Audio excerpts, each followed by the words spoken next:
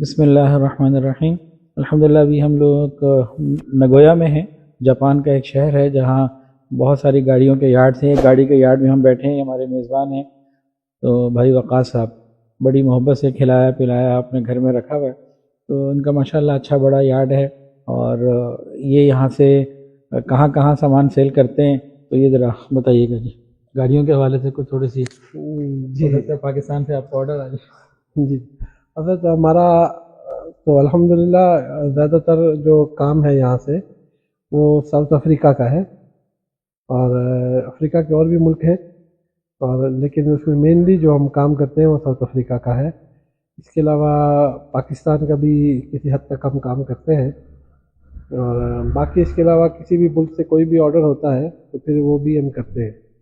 یہاں پہ ہم اپنا بھی کام کرتے ہیں، اور کچھ لوگوں کی جو گاڑیاں ہوتی ہیں، کنٹینر ہوتے ہیں، ہم وہ بھی لوگوں کے بھی کرتے ہیں۔ اور آسٹریلیا کا بھی تو ہے؟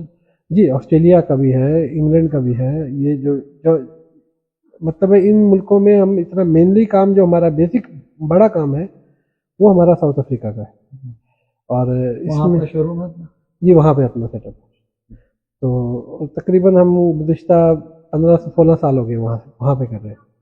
باقی آسٹریلیا میں بھی کرتے ہیں وقتاً وقتاً، لیکن وہاں پہ جو ہم جتنا بھی کام کرتے ہیں وہ آرڈر پہ ہوتا ہے۔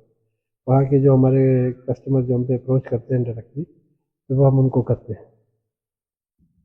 اچھا، میرا سوال یہ ہے کہ پاکستان سے کوئی آدمی کام کرنا چاہے جس کے بعد بہت زیادہ انویسٹمنٹ نہ ہو، 2 3 4 گاڑیوں کی انویسٹمنٹ کریں، آپ اس کو کیا مشورہ دیتے ہیں؟ وہ آپ سے رابطہ کرے تو کیسے کرے، یا مطلب اس کو جاپان سے گاڑی کا کام کرنا چاہیے نہیں کرنا چاہیے؟ جس کا شو روم نہ ہو، بس اپنے سرکل میں بیچے، گھر سے بیچے، یا آن لائن سیل کرے؟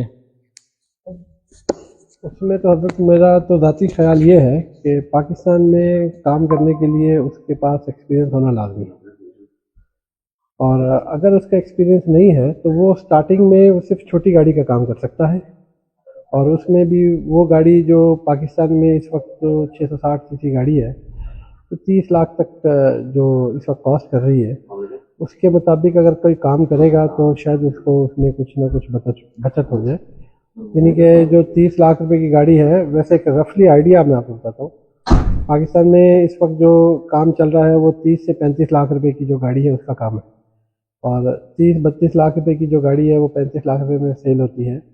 لیکن کیونکہ شو روم پہ گاڑی کھڑی کر کے بیچنا اور ان لوگوں کے حضرات کو پتہ ہوتا ہے، وہ زیادہ بہتر بیچتے ہیں۔ جو لوگ ہمارے انڈیویجلی گاڑی منگواتے ہیں وہ زیادہ تر پاک ویل پہ یا اولیکس پہ یا وہ اس پہ بیچتے ہیں، تو وہ شاید اتنی اچھی بہتر بیچ نہیں پاتے جو یہ لوگ شو روم والے بیچتے ہیں۔